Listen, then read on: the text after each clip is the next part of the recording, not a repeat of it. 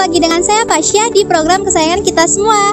Selama beberapa menit ke depan kita akan mengulas banyak tentang kolam Tirto Num Merapi. Nah, untuk mitra Merapi yang bertanya-tanya apa sih kolam Tirto Num Merapi ini? Untuk itu jangan kemana-mana.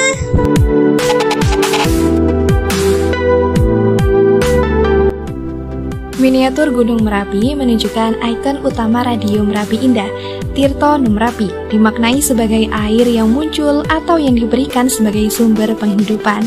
Gunung Merapi berasal dari kata Num Merapi, yang dalam bahasa Jawa berarti gunung yang memberi, yang mempersembahkan, yang menyediakan, yang menghidupi berupa kesuburan tanahnya, berupa batu pasir yang melimpah dan juga air.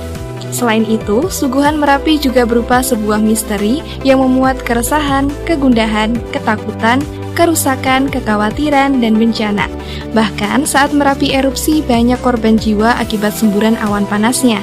Namun di sisi lain, Merapi pun menampilkan keindahan yang luar biasa. Pesonanya yang dikagumi, kegagahannya yang selalu disanjung dari komoditas pertanian, hingga seni budaya muncul dan termasyhur dari lereng Merapi tersebut. Juru kunci Mbah Marijan menyampaikan, Merapi bukanlah gunung yang berapi, namun Merapi adalah gunung yang numrapi. Berasal dari dua suku kata, num dan merapi. Jadi Merapi memiliki makna gunung yang memberi.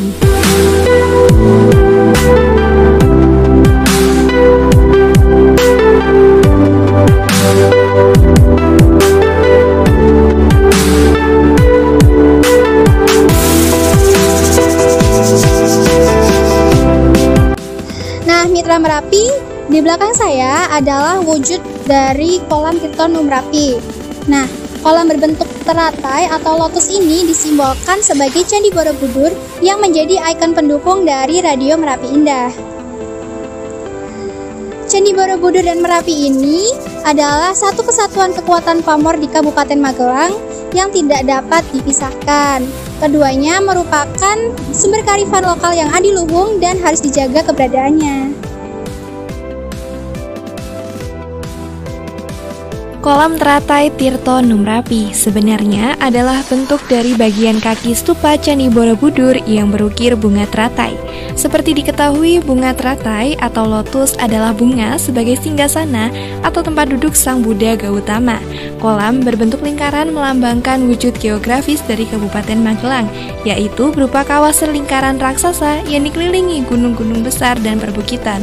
5 gunung yang mengelilingi Kabupaten Magelang adalah Merapi, Merbabu, Andong, Sumbing, dan Menoreh. Kelima gunung tersebut dikenal sebagai Panca Arga karena gunung-gunung yang mengelilingi Kabupaten Magelang membentuk sebuah lingkaran menyerupai gelang raksasa. Maka tersebutlah Mahagelang yang kemudian menjadi Magelang. 5 gunung yang mengelilingi Kabupaten Magelang adalah Merapi, Merbabu, Andong, Sumbing, Menoreh. Kelima gunung tersebut dikenal sebagai Panca Arga, di mana kata panca yang dalam bahasa Sanskerta berarti 5 dan arga yang berarti gunung.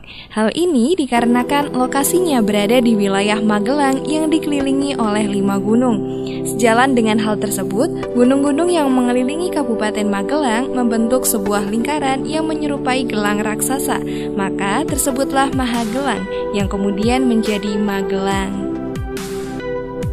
Cerita lain yang menggambarkan asal-usul Magelang yaitu nama Magelang berawal dari Kerajaan Mataram yang kala itu dipimpin oleh Panembahan Senopati.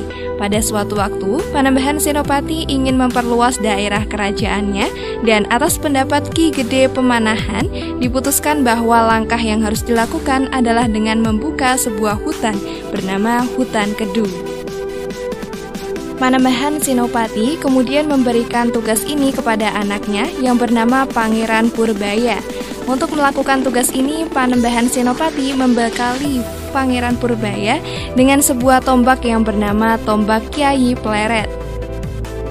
Tombak Kyai Pleret ini diberikan oleh Panembahan Senopati kepada Pangeran Purbaya karena hutan Kedu yang dikuasai oleh seorang Raja Jin yang sangat sakti. Pangeran Purbaya yang membuat sebuah strategi untuk melawan Jin sepanjang. Strategi ini dilakukan dengan cara memerintahkan prajuritnya untuk bergerak di sepanjang hutan dengan gerakan melingkar seperti gelang. Cara ini dilakukan untuk mengepung hutan tempat jin sepanjang sang raja jin berada. Dengan melakukan cara ini, maka diharapkan jin sepanjang tidak akan lolos dari pengejaran. Kesaktian Pangeran Purbaya yang lebih tinggi dari jin sepanjang mampu mengalahkan raja jin ini dan membuatnya jatuh ke tanah.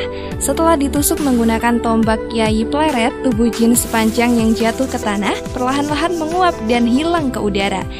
Strategi Pangeran Purbaya untuk mengepung jin sepanjang dengan formasi gerakan melingkar seperti gelang. Hal ini yang kemudian membuat seluruh wilayah tersebut dinamai sebagai Magelang.